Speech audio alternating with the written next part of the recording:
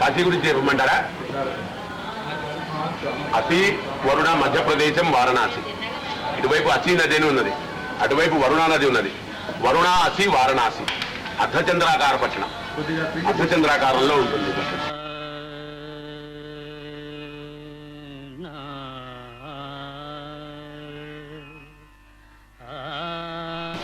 కాశీ అవినాశి, నాశనం లేనటువంటి పట్టణం కాశీ. పూర్వకాలం నుంచి కూడా కాశీ ఉన్నది. అంటే హరిశ్చంద్రుడి టైంలో కూడా కాశీ ఉన్నది, దానికి ముందు కూడా కాశీ ఉన్నది. హరిశ్చంద్రుడు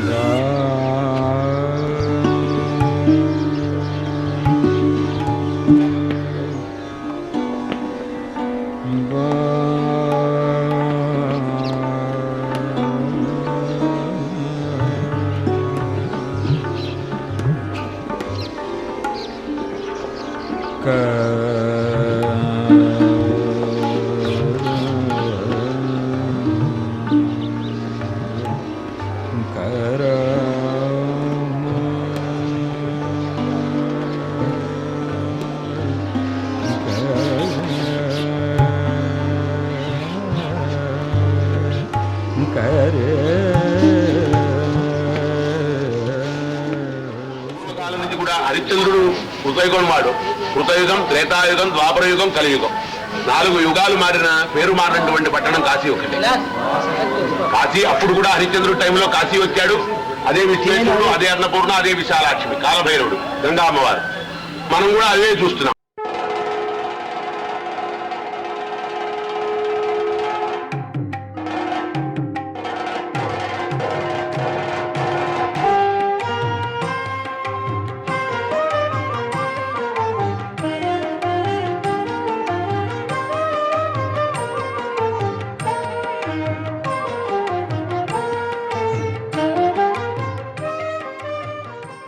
ఊరు పేరు మారినా కూడా పేరు మారినటువంటి పట్టణం కాశీ ఒక్కటే ప్రపంచం మొత్తంలో. కాశీ, బెనారస్, వారణాసి. బెనారస్ తర్వాత వచ్చింది, ముందర వారణాసి. అటువంటి కాశీ క్షేత్రంలో గంగా అమ్మవారు ఉత్తరముఖంగా ప్రవాహం చేస్తుంది. గంగా తరంగ రమణీయ జటాకలాపౌ గౌరీ నిరంతర విభూషిత వామభాగం నారాయణ ప్రియ మనంగ మదాపహారం వారాణసీపురపతిం భజ విశ్వనాథం. అంటే ప్రతి నది కూడా మామూలుగా ఉత్తరం నుంచి దక్షిణానికి వస్తాయి. కాశీలో గంగామ్మవారు దక్షిణం నుంచి ఉత్తరానికి వెళ్తుంది. ఏ నది అయితే ఉత్తరముఖంగా ప్రవాహం చేస్తుందో అది పుణ్యప్రదమైన నది అని చెప్పబడింది. అసలు మామూలుగా గంగ అంటేనే పుణ్యం. గంగా గంగేతి యోబ్రూయాత్ యోజనానాం చతైరపి ముచ్యతే సర్వపాపేభ్యో విష్ణులోకం సగచ్చదన్నారు. గంగా గంగా అని చెప్పి ఎవరైతే నిద్రలేవంగానే 3 సార్లు అంటారో వాళ్ళ గంగా అమ్మవారు ముక్తి ఇస్తారని.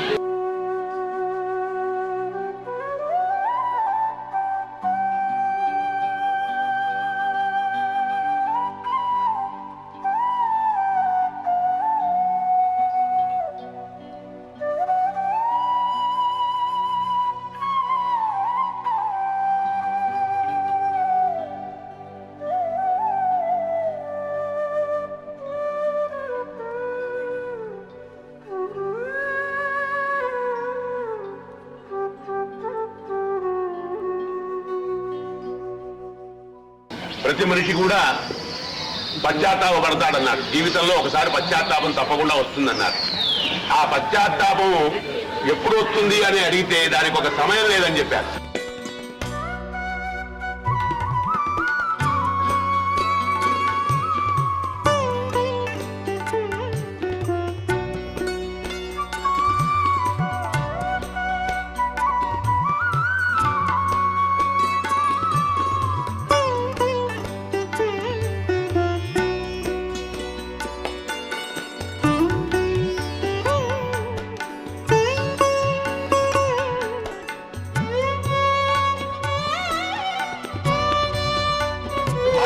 అమ్మా నాయన వాళ్ళ ఆటలు, అమ్మా నాయన అన్నం పెట్టడం, ఆ ప్రకారంగా బాల్యం నడిచిపోతుంది.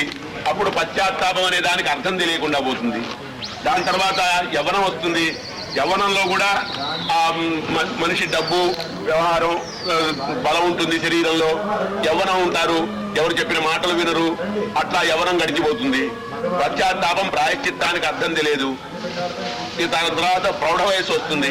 ప్రౌఢ వయసు వచ్చేప్పటికల్లా ఎక్కడికి వెళ్ళాలి, ఎక్కడ సంపాదించాలి, ఎట్లా పెళ్లి చేయాలి, ఎట్లా చదువులు చెప్పించాలి, ఈ చదువులో ఉంటాడు. ప్రాయశ్చిత్తం, పశ్చాత్తాపం అనే మాటకు అర్థం ఉండదు. దాని తర్వాత వస్తుంది వృద్ధాప్యం. వృద్ధాప్యం వచ్చేప్పటికల్లా మంచంలో పడి ఉంటాడు. ఎవరు మాట్లాడరు, ఎవరు ఏం చేయరు. అప్పుడు ఆ జీవికి తన జీవితంలో చేసినటువంటి తప్పులు, పొరపాట్లన్నీ ఒకసారి అట్లా రీల్లాగా కనపడుతూ ఉంటాయి. ఆ కనపడ్డప్పుడు మాత్రం మనసులో బాధపడతాడు. ఓహోహో, పొరపాటు చేశాను నేను, అట్లా చేయకుండా ఇంకో రకంగా చేసినట్టయితే ఇవాళ రోజున ఇట్లా ఉండేవాడిని కాదు కదా అని మనసులో అనుకుంటాడు. పశ్చాత్తాపడతాడు. కానీ ఆ పశ్చాత్తాపానికి ప్రయోజనం లేదన్నారు. ఎందువల్ల? ఆ పశ్చాత్తాపం, ఆ చేసినటువంటి పాపానికి ప్రాయశ్చిత్తం చేసుకునేటువంటి శరీరంలో దారుఢ్యం అతనిలో ఉండదు. ఉండకుండా మంచంలో పడుకొని ఏడుస్తూ ఉంటాడు. భగవంతుడా ఇదంతా ఎందుకులే, నన్ను తీసుకెళ్ళిపో, పైకి నేను వచ్చేస్తాను, నాకు చావు ప్రసాదించమని అడుగుతూ ఉంటాడు. అప్పుడు పశ్చాత్తాపేన దగ్ధే మరణం ధ్యేయం ధ్యేయమాత్రం. అక్కడ ధ్యేయం ఇంకోటి ఏమి ఉండదు, మరణం కావాలని కోరుకుంటాడు. అందువల్లనే ప్రపంచంలో మానవులందరూ కూడా తీర్థయాత్రలు, తీర్థక్షేత్రాలు, తీర్థాల్లో తిరగటం, ఇవన్నీ కూడా ప్రౌఢ వయస్సులోనే, అంటే 40 నుంచి 50 లోపు. 40కి ముందర యవ్వనం, 40కి తర్వాత ప్రౌఢ వయస్సు, 50 తర్వాత వృద్ధాప్యం. ఈ 40 నుంచి 50 లోపునే ఈ తీర్థయాత్రలు, పుణ్యక్షేత్ర సందర్శనలు, ఇట్లా కాశీ వెళదాం, గంగామ్మవారి స్నానం చేద్దాం, విశ్వేశ్వరుడు దర్శనం చేసుకుందాం, మనం చేసిన పాపాలు పోతాయిట, ఏమేమి మనసులో అనుకొని మనిషి తీర్థయాత్రలకు బయలుదేరుతాం.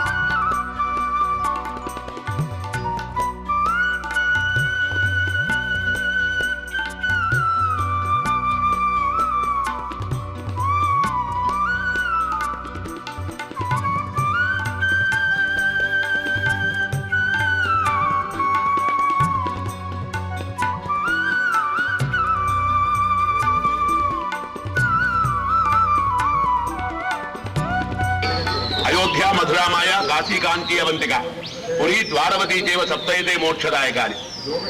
మొత్తం భారతదేశంలో 7 మోక్ష పట్టణాలు ఉన్నాయి. ఈ వీటిలో అయోధ్య, మధుర, మాయ అంటే హరిద్వారం, కాశీ, కాంచీ, అవంతిక, ద్వారవతి, ద్వారకలు, ఈ 7 కూడా మోక్ష పట్టణాలు అన్నారు. ఈ మోక్ష పట్టణాలంటే ఈ పట్టణాల్లో దేహత్యాగం చేస్తే, శరీర త్యాగం చేస్తే వాడికి మళ్ళీ జన్మ ఉండదని చెప్పి, పునర్జన్మ లేకుండా ఉండతుందని ఒక నమ్మకం హిందూ శాస్త్ర ప్రకారం. దాంట్లో 6 మోక్ష పట్టణాల్లో ఎవరైతే ప్రాణత్యాగం చేస్తారో వాడు 7వ మోక్ష పట్టణం కాశీలో జన్మిస్తారన్నాడు ఈశ్వరుడు. కాశ్యాంతు మరణాన్ముక్తి. కాశీలో చనిపోతే అది వాడికి కట్టబడి జన్మ కింద లెక్క. ఎందుకని ఈ అసీవరుణ మధ్యప్రదేశంలో కాలవలో పురుగు దగ్గర నుంచి వేదం చదువుకున్న పండితుడి వరకు అందరూ కూడా ఈశ్వరుడు మోక్షం ఇస్తాడు, తారక మంత్రోపదేశం చేస్తానని ఆయన వచనం, ఆయన ప్రతిజ్ఞ. కాశీలో ఈశ్వరుడు యొక్క ప్రతిజ్ఞ ఏమంటే ఎవరైతే ఇక్కడ దేహత్యాగం చేస్తారో వాళ్ళకి తారక మంత్రోపదేశం జరుగుతుందని ప్రతిజ్ఞ చేశారు. ఆ ప్రతిజ్ఞ ప్రకారం కాశ్యాంతు మరణాన్ముక్తి అన్నారు. అందువల్ల కాశీలో జన్మ ఆఖరి జన్మ కింద మహాత్మశానం ఇది. మన ఊళ్ళో శ్మశానంలో రాత్రిపూట శవాలు తీసుకెళ్లరు. ఇక్కడ రాత్రి లేదు, పగలు లేదు, 365 రోజులు 24 గంటలు శవాలు కాలుతూనే ఉంటాయి. కాశీ మహాశ్మశానం.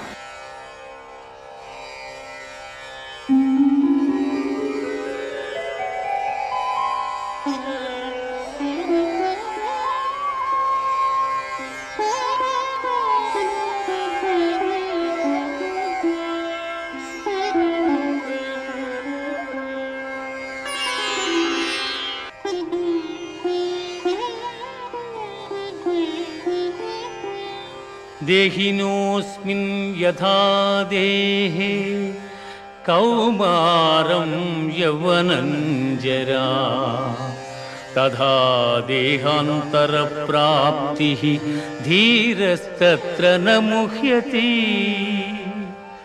జీవునకు దేహమునందు బాల్యము, యవ్వనము, ముసలితనము ఇట్లు మరొక దేహమును పొందుట కూడా అట్లే. కనుక ఈ విషయమున ధీరులు మోహమునందరు.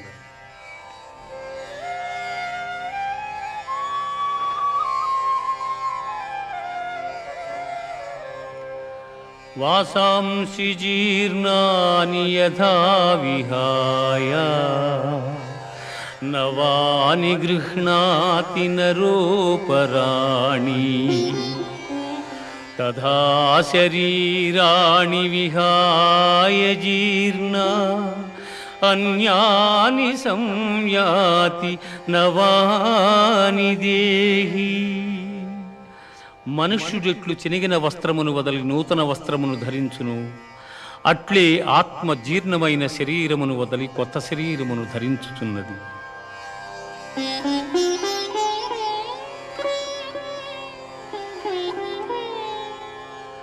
నైనం ఛిందంతి శస్త్రాణి నైనం దహతి పావకః నైనం క్లేదయంత్యాపో న శోషయతి మారుతః న శోషయతి మారుతః.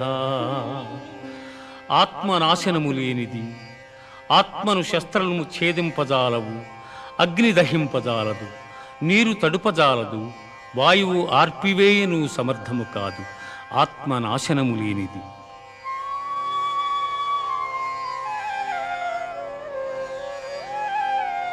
జాతస్య హి ధ్రువో మృత్యుః ధ్రువం జన్మ మృతస్య చ తస్మాదపరిహార్యేర్థే నత్వం శోచితుమర్హసి నత్వం శోచితుమర్హసి. పుట్టిన వానికి మరణము తప్పదు, మరణించిన వానికి జన్మము తప్పదు. అనివార్యమగు ఈ విషయమును గూర్చి శోకింపతగదు.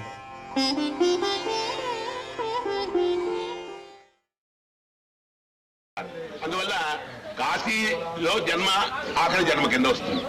అందువల్ల అట్ట అనుకోని కాశీలో చనిపోవాలని ఎవరు అనుకోకూడదు. ఆత్మావత్యజనం మనసాభిరచింతయ్యదన్నారు. మన శరీరాన్ని కాశీలో త్యజిస్తామని చెప్పి ఎప్పుడు కూడా ఆలోచన చేయకూడదుట. అది అయాచితంగా దొరికితేనే దొరికినట్టు. అది దొరకాలంటే మరి పాపం పుణ్యం చేసిన వాడు మోక్షం ఎట్లా వస్తుందయ్యా అని అడిగితే దానికి చూడటానికి కాలభైరవుడు ఉన్నాడన్నాడు. ఈ కాలభైరవుడే ఎవరు కాశీలో ఉండాలి, ఎవరు బయటకు వెళ్ళాలి, ఎవరు రావాలి, ఎవరు పోవాలి, ఎవరు గంగా స్నానం చేయాలి, ఎవరు చేయకూడదు, ఇవన్నీ నిర్ధారణ చేసేవాడు కాలభైరవుడు. ఈశ్వరుడికి కేవలం ముక్తి ఇవ్వటం వరకే ఆయన పని. ప్రతిమావన్నీ చూసుకునేవాడు కాలభైరవుడు. ఈ కాశీ పట్టణం మొత్తం ఆయన అండర్లో ఉంటుంది.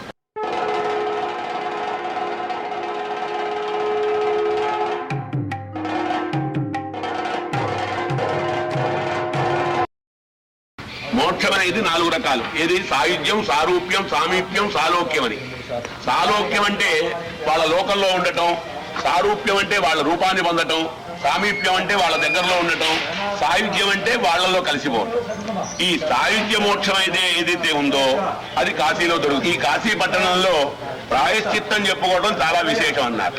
ప్రాయశ్చిత్తం అంటే పశ్చాత్తాపడటం. మన జీవితంలో చేసినటువంటి తప్పులు పొరపాట్లు అంటే ఏమిటి, శారీరకంగా, మానసికంగా, సాంసర్గికంగా చేసినటువంటి తప్పులు పొరపాట్లన్నీ కూడా ఒకసారి చెప్పుకొని వాటిల్లో మనం ఏదన్నా చేసి ఉంటే అవన్నీ క్షమించమని గంగామ్మ వారిని ప్రార్థన చేయటం, దీన్నే ప్రాయశ్చిత్తం అన్నారు. కాశీలో చాలా విశేషం.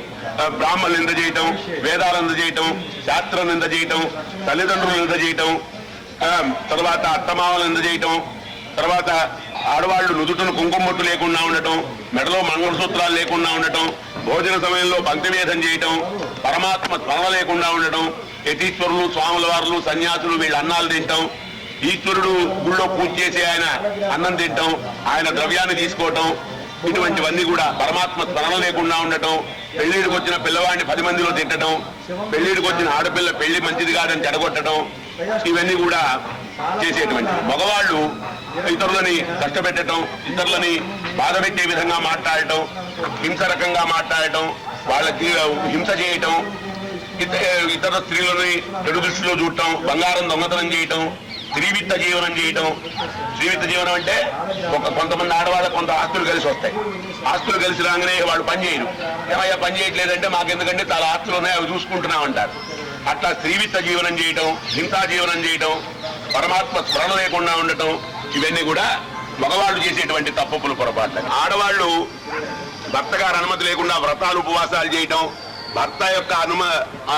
భర్త గారు ఊళ్ళో లేనప్పుడు దేహం అలంకారం చేసుకోవటం, భర్త అత్తమామల సేవ చేయకుండా ఉండటం, నుదుటిన కుంకుమ బొట్టు లేకుండా ఉండటం, మెడలో మంగళసూత్రాలు లేకుండా ఉండటం, భోజన సమయంలో పంక్తివేదం చేయటం, మిత్ర స్త్రీ ద్రోహం చేయటం, ఎవరన్నా ఒక ఆవిడ వచ్చి రహస్యం చేస్తే ఆ రహస్యాన్ని బట్టబయలు చేయటం, తర్వాత పరమాత్మ స్మరణ లేకుండా ఉండటం, అత్తమామల సేవ చేయకుండా ఉండటం, భర్త గారితో నిష్ఠూరం మాట్లాడటం, ఇవన్నీ కూడా ఆడవాళ్ళు చేసేటువంటి తప్పులు పొరపాట్లేదు. ఇవన్నీ కూడా క్షేత్రాదులకు వచ్చినప్పుడు ఆ క్షేత్రంలో మనం ఇవన్నీ కూడా చెప్పుకొని ఆ గంగా స్నానం చేయటం వల్ల ఈ పాపాలన్నీ ఆవిడ పోగొడుతుందని ఒక నమ్మకం. ఆ నమ్మకం కొద్దీ హిందువులు కాశీ క్షేత్రానికి పెద్ద పెద్ద క్షేత్రాలు తిరిగే ఉద్దేశం అది. ఒప్పుకుంటే గంగామ్మవారు, ఒప్పుకోకపోతే పారే నీళ్లు. పారే నీళ్ళకి గంగామ్మవారికి చాలా తేడా ఉన్నది. అది ఒప్పుకోవటంలో ఉన్నది. ఆ ఒప్పుకొని ఆమెను కనుక ఈ ప్రార్థన చేస్తే తప్పకుండా ఆ ఫలితం ఆమె ఇస్తుంది. ఇవ్వటం కోసమే గంగామ్మవారు స్వర్గం నుంచి భూలోకానికి వచ్చింది. అడగటంలో భావం ఉండాలని అర్థం. భావం లేకపోతే భక్తి లేదు, భావం లేకుండా భక్తి లేదన్నారు.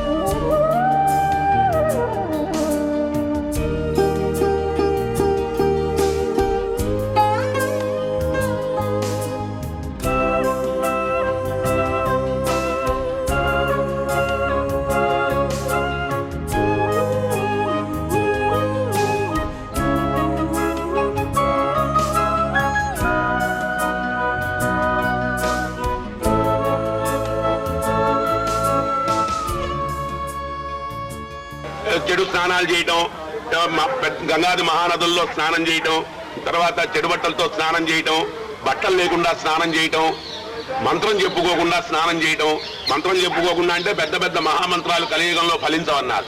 ఎందువల్ల ఫలించవని నారదులు వాడు అడిగితే పరాన్నం, పరద్రవ్యం, పరనింద, పరస్త్రీ, పరధనం ఇవన్నీ ఉంటాయి కాబట్టి నాలుక మొద్దుబారిపోయింది. అంతా పర ఉంటుంది, స్వకీయం ఉండదు, తన గురించి ఎవడు వాడు చెప్పుకోడు.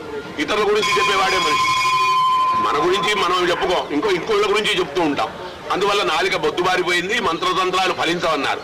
మరి ఏమిటండి కలియుగంలో ఉపాయం అంటే కలవు నామ సంకీర్తనం అన్నారు. కలియుగంలో నామ సంకీర్తనం చాలా విశేషం. ఏదన్నా స్నానం చేసేటప్పుడు శ్రీకృష్ణ కీర్తనో, గోవింద గోవిందనో, నారాయణ నారాయణనో అనుకుంటూ స్నానం చేయమన్నారు. అసలు మామూలుగా అందరినీ వెళ్లి నదిలో స్నానం చేయమన్నారు. నదిలో స్నానం అందరికీ దొరుకుతుంది ఏంటంటే అందరి ఊళ్ళల్లో నదులు ఉంటాయా అంటే చెరువులో వెళ్లి స్నానం చేయమన్నారు. చెరువు కూడా లేదండి, బావిలో స్నానం చేయమన్నారు. బావి కూడా లేదన్నప్పుడు భాండ స్నానం. భాండ స్నానం అంటే బకెట్లలో నీళ్లు పెట్టి పోసుకోవటం. ఇప్పుడు అందరూ చేసేది అదే. కానీ దాంట్లో అమంత్రక స్నానం. ఆ సమయంలో మంత్రం చెప్పుకోకుండా స్నానం. మంత్రం అంటే ఏమిటి? మహామంత్రాలు కాదు. ఏదో కృష్ణ కృష్ణనో, గోవింద గోవిందనో, నారాయణ నారాయణనో, ఏదో అమ్మవారో, ఏదో మనకు నచ్చినటువంటి మంత్రాన్ని, నామాన్ని నోటితో చెప్పుకుంటూ నీళ్లు పోసుకోవటం. అట్లా చెయ్యకుండా చేసినటువంటి స్నానాలన్నీ కూడా దోషప్రదమైన స్నానాలని.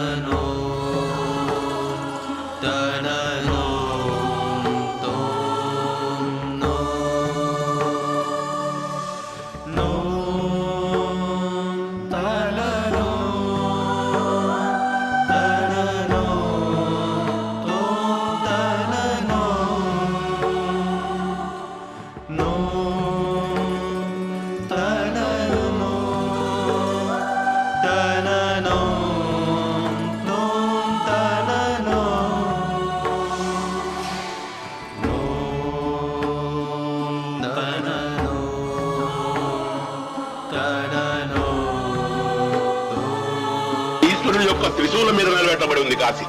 ఈశ్వరుడు యొక్క త్రిశూలం మీద కాశీ నిలబెట్టబడి ఉంది. అందువల్ల త్రికంటక విరాజితే అని దీని పేరు. త్రికంటక విరాజితే ఆనందవనం. ఈశ్వరుడు యొక్క ఆనందవనం కాశీ. అమ్మవారి ముఖం చూస్తే ఈశ్వరుడికి ఎంత ప్రేమ కలుగుతుందో కాశీ పట్టణం చూస్తే ఈశ్వరుడికి అంత ప్రేమ. అందుకని ఈ పట్టణాన్ని గౌరీముఖం అని పిలుచుకున్నాడు. గౌరీముఖే.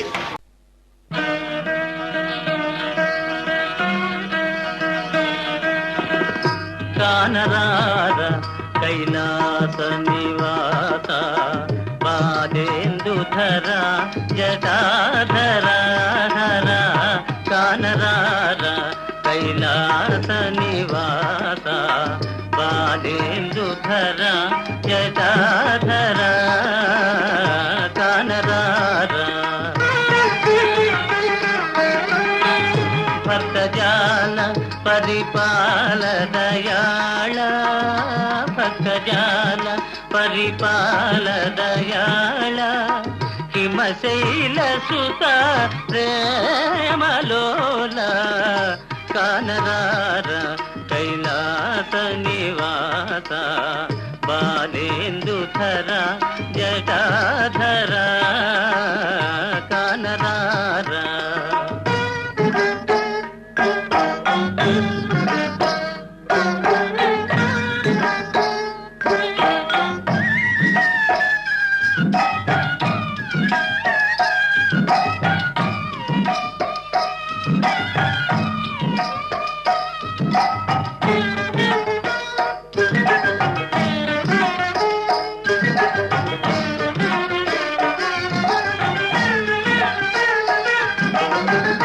నిన్ను చూడమది కోరితిరా.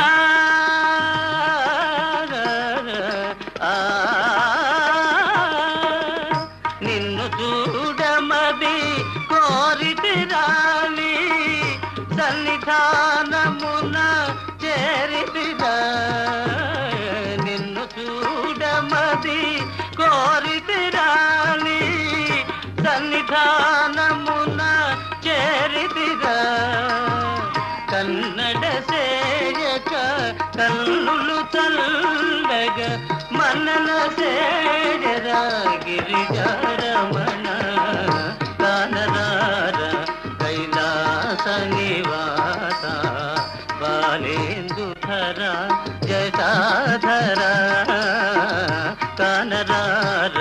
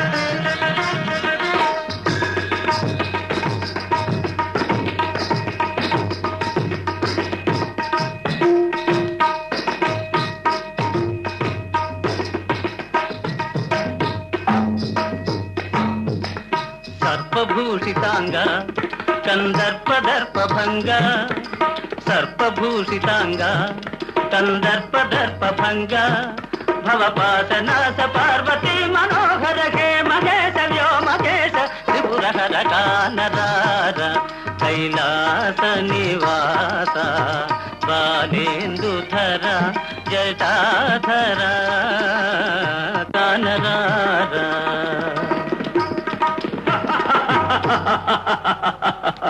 నమ్మి నా పక్కనే పరిగణిస్తున్నావా?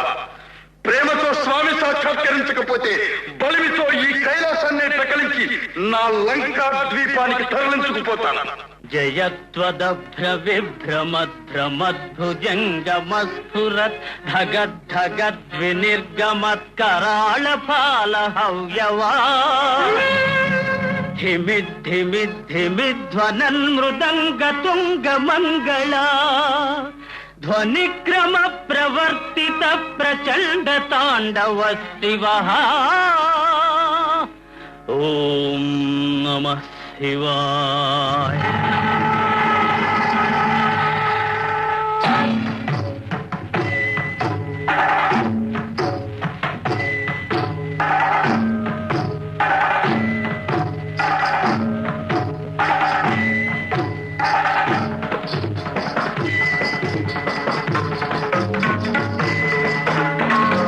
అగర్వ సర్వమంగళా కళా కదంబ మంజరీ రస ప్రవాహ మాధురీ విజృంభణా మధురతం స్మరాంతకం పురాంతకం భవాంతకం మఘాంతకం గజాంతకాంతకాంతకం తమంతకాంతకం భజే. ఓం నమః హరా.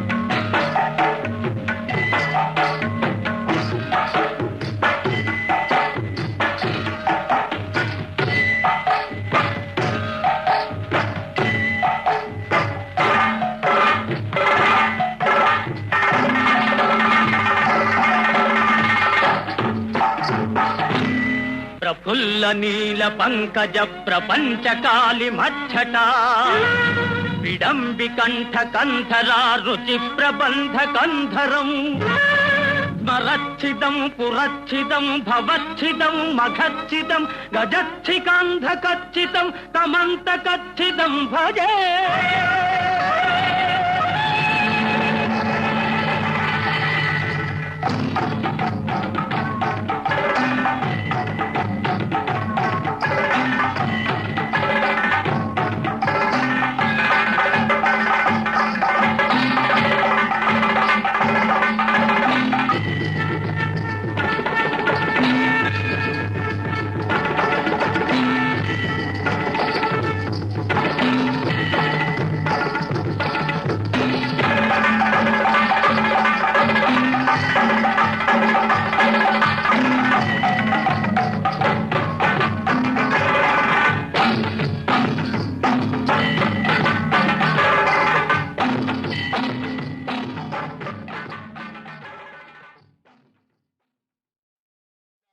ఈశ్వరుడు తారక మంత్రోపదేశం చేస్తాడు కాబట్టి కాశీ చాలా విశేషమైనటువంటి మోక్ష పట్టణాల్లో విశేషమైనటువంటి పట్టణం కింద విశేషమైనటువంటి క్షేత్రం కింద చెప్పబడింది అనమాట. కాశీ 3 ఖండాలుగా విభజింపబడి ఉంది. అసీఘట్టం నుంచి దశాశ్వమేధం వరకు కేదారఖండం అంటారు. ఈ కేదారఖండంలో మామూలుగా అనాయాసేన మరణం అని ఒక కాశీఖండంలో ఒక మాట. అనాయాసేన మరణం వినా దైన్యేన జీవితం అని. మనకి కావాల్సింది అదే. వినా దైన్యేన జీవితం అనాయాసేన మరణం. ఆయాసం లేకుండా చచ్చిపోవటం, దైన్యం పడకుండా బతకటం. ఇది ఈ కాశీఖండంలో ఈ కేదారఖండంలో అనాయాసేన మరణం దొరుకుతుందన్నారు. ఈ అనాయాసేన మరణం దొరకటానికి కారణం బట్టి మన తెలుగు, తమిళ, కన్నడ, మలయాళం వాళ్ళందరూ ఇటువైపే ఉన్నారు ఎక్కువ. ఈ కేదార ఘాటు, హనుమాన్ ఘాటు, ఈ క్షేమేశ్వర ఘట్టం, ఈ మానసరోవర్ ఘాటు, ఈ తర్వాత నారద ఘాటు, ఈ ఘాట్లలోనే తెలుగు వాళ్ళు ఎక్కువ, తెలుగు, తమిళం, కన్నడం, మలయాళం ఈ 4 సాంప్రదాయాల వాళ్ళు కూడా ఇక్కడే ఉన్నారు. దీని తర్వాత దశాశ్వమేధం నుంచి కాలభైరవుడి గుడి వరకు విశ్వేశ్వర ఖండం అంటారు. విశ్వేశ్వరుడు దానికి అక్కడి నుంచి వరుణాపూల్ బ్రిడ్జి అక్కడ వరకు అవిముక్త ఖండం, త్రిలోచన ఖండం అంటారు. అది కాలభైరవుడు ఆర్డర్లో ఉంటుంది. అసలు కాశీ మొత్తం కాలభైరవుడు ఆర్డర్లోనే ఉంటుంది. కానీ ఈ ప్రదేశంలో మన తెలుగు వాళ్ళు, సౌత్ వాళ్ళు, 4 ప్రాంతాల వాళ్ళు ఇక్కడ ఎక్కువ మంది పూర్వకాలం నుంచి కూడా స్థిర నివాసం ఉన్న వాళ్ళు ఉన్నారు. ఎప్పుడో సీజనల్ గా వచ్చి వెళ్లే వాళ్ళు ఉన్నారు. తర్వాత పూర్వీకులు దగ్గర కాలం నుంచి నడిచి వచ్చే రోజుల్లో వచ్చినటువంటి తెలుగు వాళ్ళు కూడా ఉన్నారు. వాళ్ళ ఫ్యామిలీస్ ఉన్నాయి. అంతా తెలుగు వాళ్ళందరూ ఉన్నారు.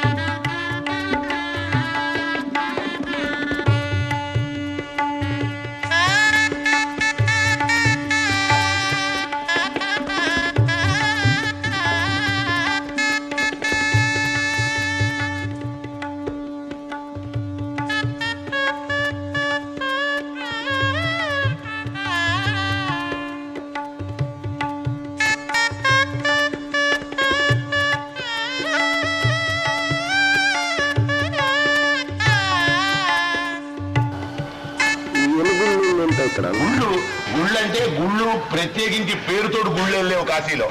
కాశీలో మెయిన్ గుడి అంటే విశ్వేశ్వరుడే. కాశీలో త్రయత్రిగుంశత్ కోటి దేవత అన్నారు. 33 కోట్ల లింగాలు ఉన్నాయని మాట. కాశీలో ప్రతి ఇంట్లో లింగం ఉన్నది. లింగం లేకుండా ఇల్లు లేదు. ఆ లింగాలకు కూడా పేర్లు ఉన్నాయి. కొన్నిటికి పేర్లు ఉన్నాయి. పూర్వకాలం నుంచి స్థాపితం చేసినటువంటి గంధర్వులు, యక్షులు, కిన్నరులు, కింపురుషులు, దేవతలు స్థాపితం చేసి వెళ్ళిపోయినటువంటి లింగాలు కొన్ని ఉన్నాయి. కొన్ని మామూలుగా ఇళ్లలో శ్మశానంలో ఇల్లు కట్టుకుంటున్నాం కాబట్టి లింగ ప్రతిష్ఠ చేసి ఇల్లు కట్టుకునే ఉద్దేశంతో లింగాలు పెట్టుకొని ప్రతిష్ఠ చేసుకునే వాళ్ళు కొంతమంది ఉన్నారు. కాకపోతే ఏంటంటే గుళ్ళు అది ప్రత్యేకించి గుళ్ళు అంటే విశ్వేశ్వరుడు, అన్నపూర్ణ, విశాలాక్ష్మి ఈ 3 కూడా మెయిన్. దాని తర్వాత కాలభైరవుడు, దాని తర్వాత బిందు మాధవుడు ముఖ్యమైన దేవతలు. ఎవరెవరు? విశ్వేశ్వరుడు, మాధవుడు. మాధవుడు అంటే అక్కడ ఉన్నాడు బిందు మాధవుడు పైన పంచగంగా ఘట్టంలో. విశ్వేశం, మాధవం. దుండి గణపతి గుడికి వెళ్లే దోవలో ఉన్నాడు దుండి గణపతి. దండపాణి కాశీ పట్టణానికి కాలభైరవుడు తర్వాత ఆ శిక్షల్ని అమలు చేసేటువంటి వాడు. ఆయన చెప్తాడు ఫలానా వాడికి ఫలానా శిక్ష వేయరాని. సేనానాయకుడు సబార్డినేట్ అన్నమాట, కొత్వాల దగ్గర ఉండేవాడు ఆయన దండపాణి. దాని తర్వాత కాలభైరవుడు, తర్వాత గుహాగంగ. అప్పుడు పాండవులు వచ్చినప్పుడు గంగ లేదుట కాశీలో. వృషభధ్వజుడు అనేటువంటి లింగాన్ని గురించి సరస్సులో స్నానం చేశారు, కపిలాఖలాదం అనే సరస్సులో. దాన్ని గుహా గంగా అంటారు. అదే గంగా అప్పట్లో. తర్వాత మణికర్ణిక. కాశీ క్షేత్రం కూడా దేవత స్వరూపం. కాశీ వేరే కాదు, విశ్వేశ్వరుడు వేరు కాదు, కాశీ వేరు కాదు. కాశీ విశ్వేశ్వరుడు ఇద్దరు ఒకటే. కాశీకి విశ్వేశ్వరుడికి భేదం లేదు. అట్లా భేదం చూసిన వాడు కూడా పాపం పడిపోతాడు. అందువల్ల కాశీ కూడా ఒక దేవత కింద లెక్క. కాశీలో ఉన్న మెయిన్ దేవతలు అంటే విశ్వేశం, మాధవం, దుండిం, దండపాణించ భైరవం, వందే కాశీ, గుహాగంగ, భవాని, మణికర్ణిక. ఇవి దేవతలు. విశ్వేశం మాధవం ధుంధిం దండపాణిం చ భైరవం వందే కాశీం గుహాం గంగాం భవానీం మణికర్ణికాం. ఉత్తిష్ఠ కాశీ భగవాన్ ప్రభు విశ్వనాథో గంగోర్మి సంగతి శుభైః పరిభూషితోబ్జైః श्रीढुण्ढिभैरवमुखैः सहिता अन्नपूर्णा माता च वाञ्छति मुदा तव सुप्रभातम् ब्रह्मा मुरारी त्रिपुरान्तकारिः भानुशशी भूमिसुतो बुधश्च गुरुश्च शुक्रः शनिराहुकेतवः कुर्वन्तु सर्वे भुवि सुप्रभातम् वाराणसी स्थित गजानन ढुण्ढिराज तापत्रयापहरणे प्रथित प्रभाव आनन्दकन्दलकुल प्रसवैकभूमे नित्यं समस्त जगतः कुरु सुप्रभातम् ब्रह्मद्रवोपमित गाङ्गपयः प्रवाहैः पुण्यैः सदैव परिचुम्बित पादपद्मे मध्येऽखिलामरगणैः परिसेव्यमाने श्रीकाशिके कुरु सदा भुवि सुप्रभातम् प्रत्रैरसङ्ख्यमठमन्दिरतीर्थकुण्ड प्रासादघट्टनिवहैर्विदुषाभरैश्च आवर्जयस्यखिल विश्वमनांसि नित्यम् श्रीकाशिके कुरु सदा भुवि सुप्रभातम् केवानरानुसुधियः कुधियो धियो वा वाञ्छन्ति नान्तसमये शरणं भवत्याः हे कोटि कोटि जनमुक्तिविधान दक्षे श्रीकाशिके कुरु सदा भुवि सुप्रभातम् అదనమాట. అట్లా 7 దేవతలు విశ్వేశం, మాధవం, దుండిం, దండపాణించ భైరవం. వందే కాశీ. కాశీ కూడా దేవతనే. కాశీని అవమానం చేసి వెళ్తే విశ్వేశ్వరుడు కోపం వస్తుంది. విశ్వేశ్వరుడు అవమానం చేస్తే కాశీకి కోపం వస్తుంది. కాబట్టి కాశీ కాశీ కాశీ శివ కాశీ కాశీ కాశీ శివ శివ. శివుడే కాశీ, కాశీయే శివుడు. శివుడికి కాశీకి భేదం లేదు. కాబట్టి కాశీ కూడా దేవతతో స్వరూపం. పంచక్రోశాత్మకమైనటువంటి జ్యోతిర్లింగ స్వరూపం కాశీ. 5 క్రోసుల మేర ఉన్నటువంటి ఈ మొత్తం ఏదైతే ఉందో ఇదే కాశీ అన్నారు. ఆ కాశీలో ఉన్నటువంటి లింగ స్వరూపమే కాశీ. కాశీ వేరే, లింగం వేరే కాదు. అందువల్ల కాశీని కూడా నమస్కారం పెట్టుకొని పరిక్రమ చేసి వెళ్లే సాంప్రదాయం ఒకటి ఉన్నది. పంచక్రోశ యాత్ర అంటారు. అది పంచక్రోశ యాత్రని కార్తీక మాసంలో, మాఘ మాసంలో, ఇట్లా విశేష పర్వదినాల్లో అట్లా మామూలుగా వచ్చిన వాళ్ళు ఎప్పుడు పడితే అప్పుడు ఈ పంచక్రోశ యాత్ర అని చేస్తారు. ఎందువల్ల చేస్తారంటే దానికి ఒక విధానం చెప్పారు. అన్యక్షేత్రే కృతం పాపం వారణాస్యాం వినశ్యదన్నారు. ఇతర క్షేత్రాదుల్లో చేసినటువంటి పాపం వారణాసిలో పోతుంది కాబట్టి వారాణస్యాం కృతం పాపం పంచక్రోశే వినశ్యదన్నారు.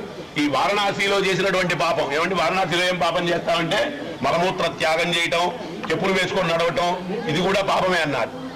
అందువల్ల ఈ ప్రాయశ్చిత్తం కోసం కాశీ చుట్టూరా ఒక ప్రదక్షిణ చేసి ఆ చుట్టూరా ఉన్నటువంటి దేవతలందరినీ చూసి బయటికి వెళ్ళిపోవడం, మళ్ళీ లోపలికి రాకుండా. అట్లా పంచక్రోశ యాత్రా విధానం అని ఒక యాత్రా విధానం.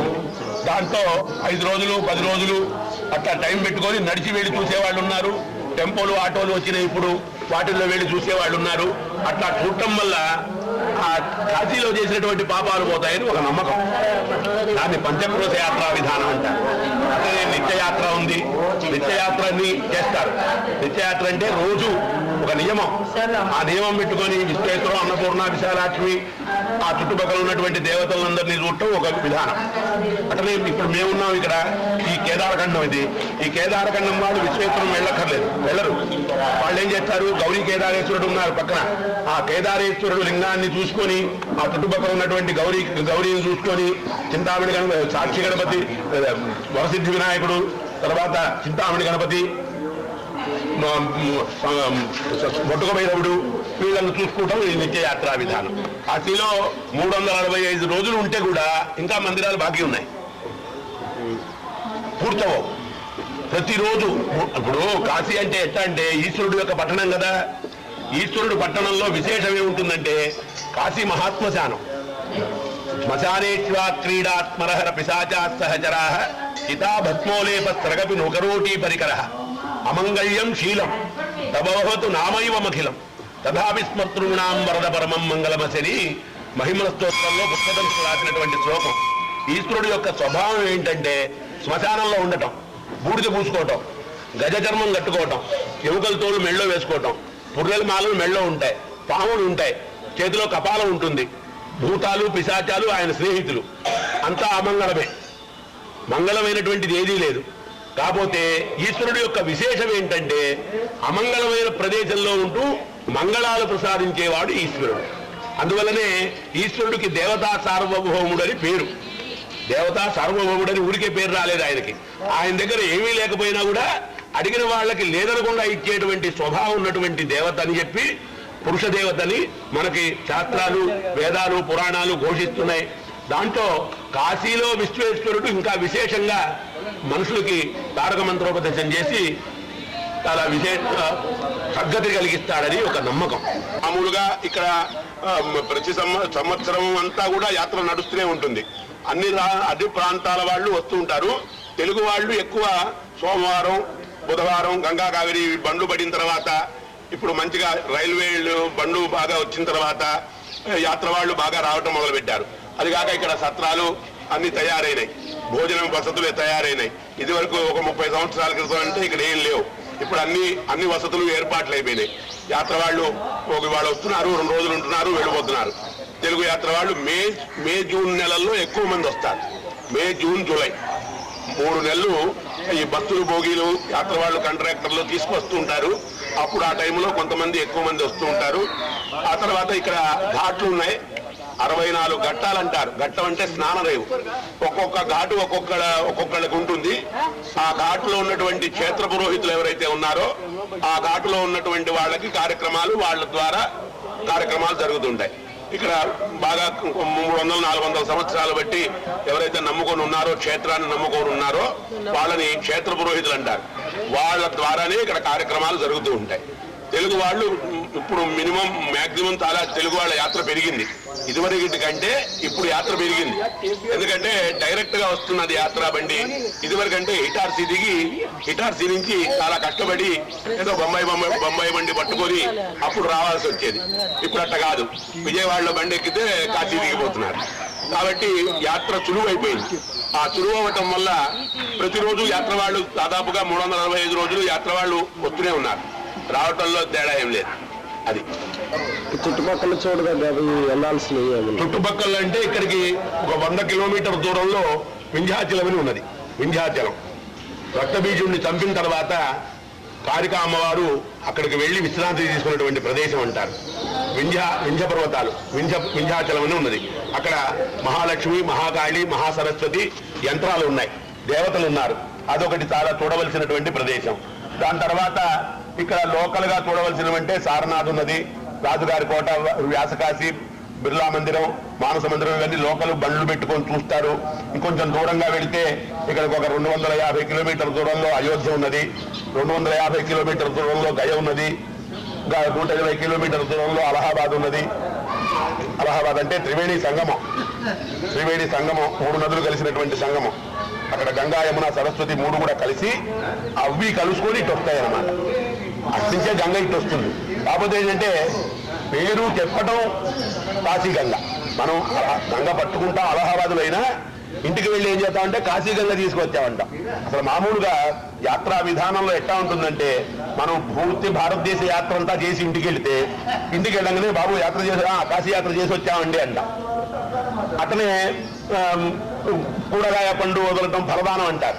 ఈ ఫలదానం ఏవేదే చోట వదులుతాం గయలో, కానీ ఇంటికి వెళ్ళి ఏం చేద్దాం, కాశీలో వదిలేసి వచ్చాను రా అంట. ఈ కాశీ అనే మాట ప్రతి హిందువై పుట్టిన తర్వాత హిందూ మతాన్ని నమ్మగలిగితే కాశీ అనేటువంటిది వాళ్ళకి ఉగ్గుపాలతోటి నేర్పినటువంటి మాట. వాళ్ళ తాతల తండ్రులు చిన్నప్పటి కాలంలో అదే కాశీ వెళ్ళాలరా, కాశీ చూడాలరా, కాశీలో విశ్వేశ్వరుడు ఉన్నట్ట, గంగా అమ్మవారు ఉందట, కాశీ చాలా పుణ్యఫలమైనటువంటి కాశీ నామస్మరణ చేస్తేనే చాలా విశేషం, కాశీలో మరణం పొందితే విశేషం అని చెప్పుకొని ప్రతి ఒక్క హిందూ మనస్సులో కాశీ అనే దానికి ఒక మాట వస్తుంది. అట్లా కాకుండా ఇప్పుడు ఫారినర్స్ కూడా పెద్ద పెద్ద అమెరికా, జపాన్, జర్మనీ వీళ్ళు కూడా హిందూ మతం అనగానే ముందర ఢిల్లీ దిగంగానే కాశీ వచ్చేస్తున్నారు. ఎందుకు? ఆధ్యాత్మిక పరమైనటువంటి కేంద్రం అని కాశీకి మొదటి నుంచి పేరు ఉన్నది.